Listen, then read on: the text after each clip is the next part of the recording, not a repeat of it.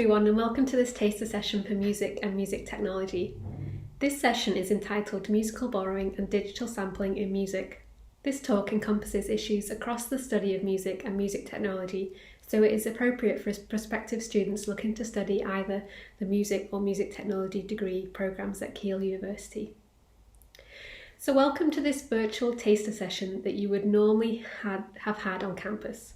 My name is Dr. Manuela Blackburn and I'm currently one of the lecturers in music technology at Keele University.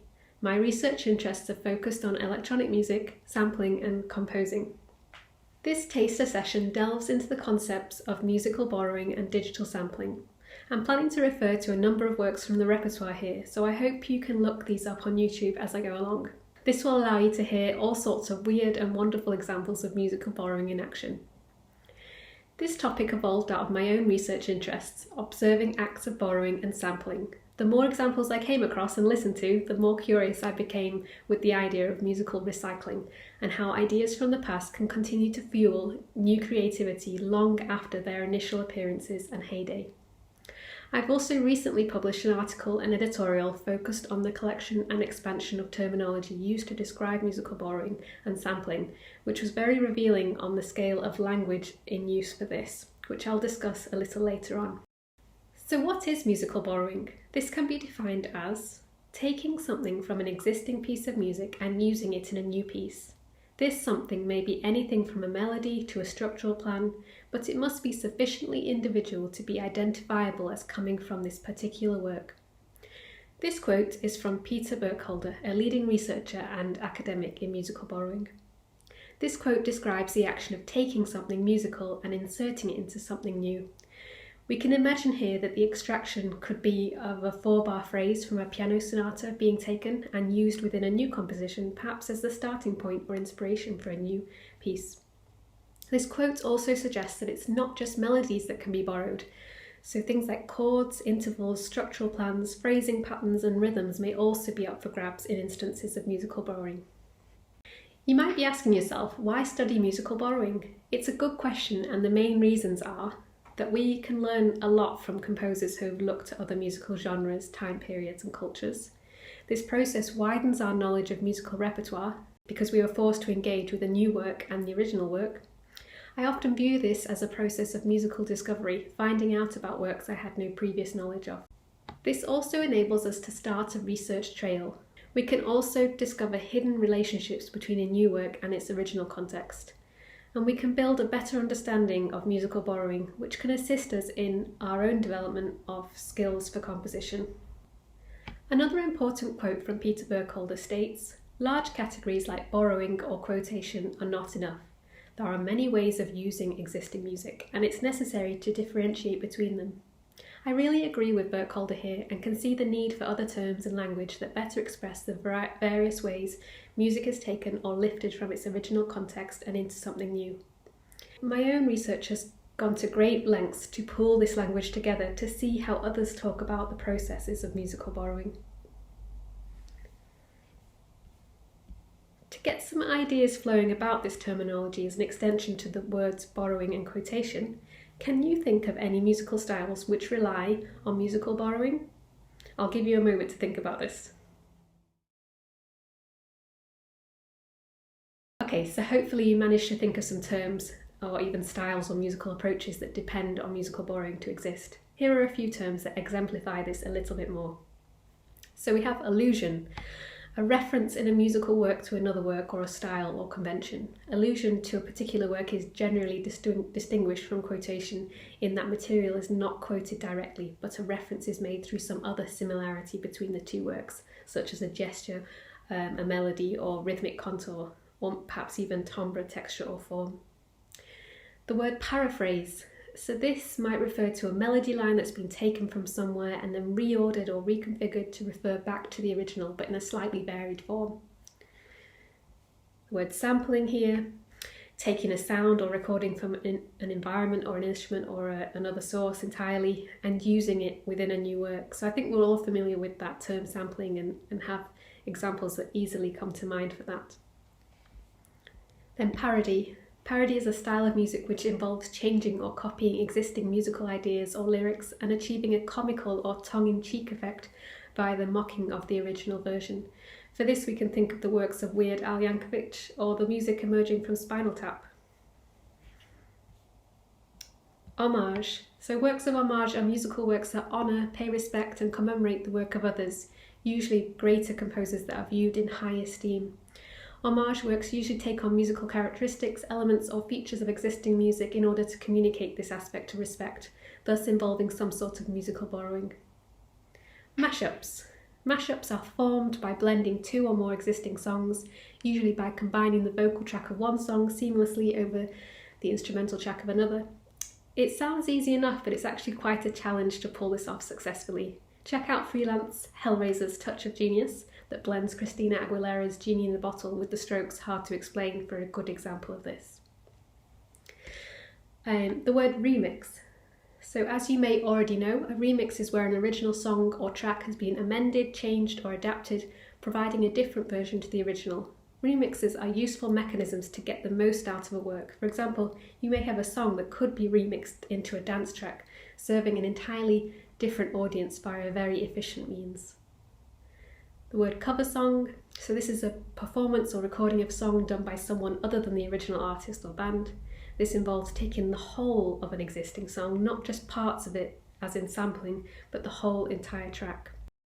So let's get some examples of musical borrowing in action. I have selected repertoire from chart music for the purposes of demonstrating this in pop music, but this process could be easily achieved in areas of electronic music, instrumental music and beyond.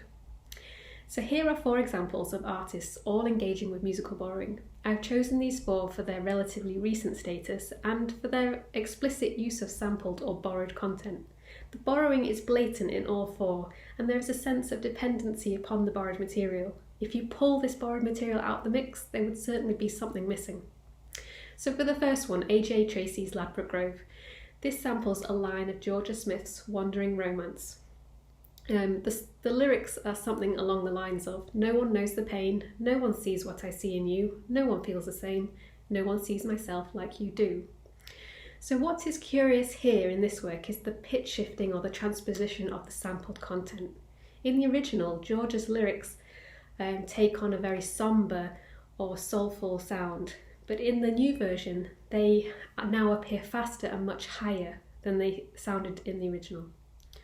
So we can talk about this within the context of the term modification as a means to better understand what has happened to the sample in its transference. So in its new appearance, we see the lyrics now take a more upbeat, forward-driving vibe as Ladbroke Grove exhibits.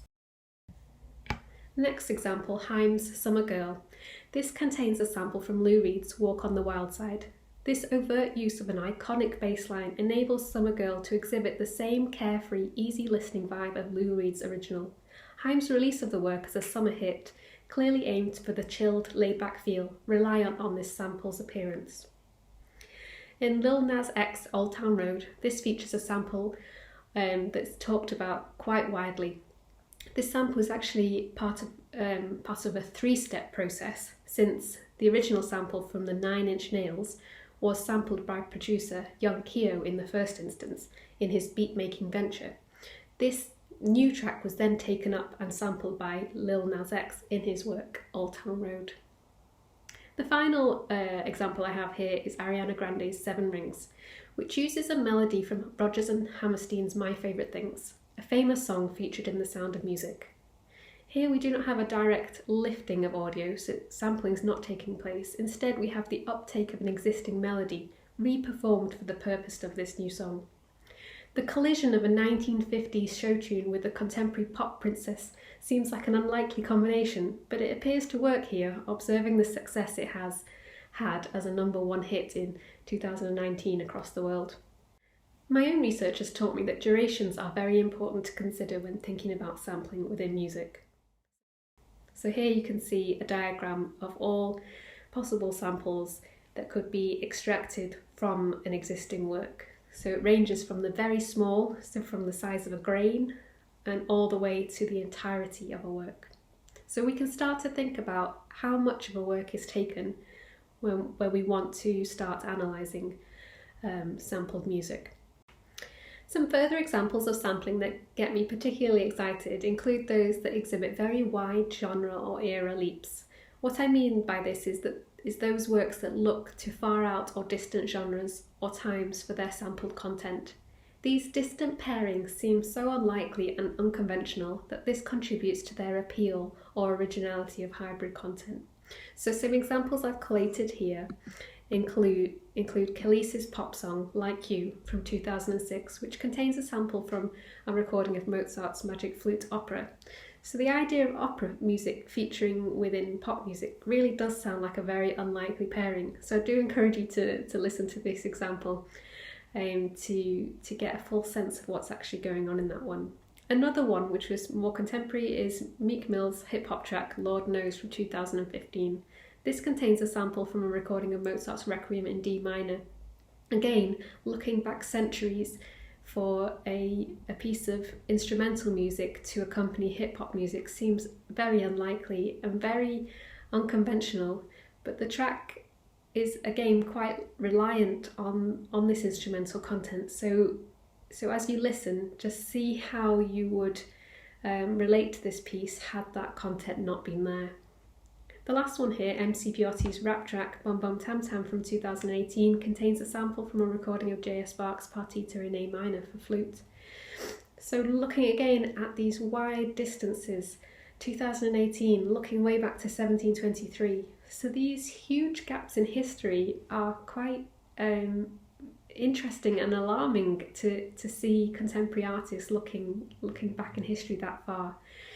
So seeing how these instrumental tracks are now being updated and packaged for a new audience is really quite curious, and it might be one way to get into classical music via these pop tracks as well.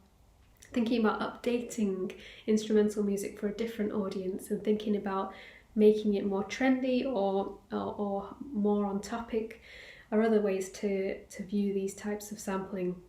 They are quite curious though, so I do encourage you to listen to all these three and get a sense of what's going on. So to finish this taster session, there are two tasks which I would encourage you to think about now.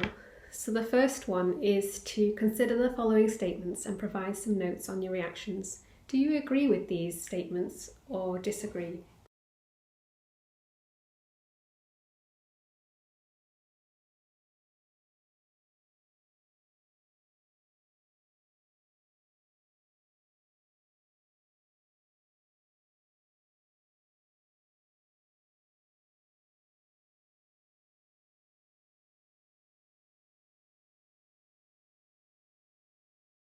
So many thanks for listening to this taster session. Any questions, please get in touch and hopefully see you at Keele soon.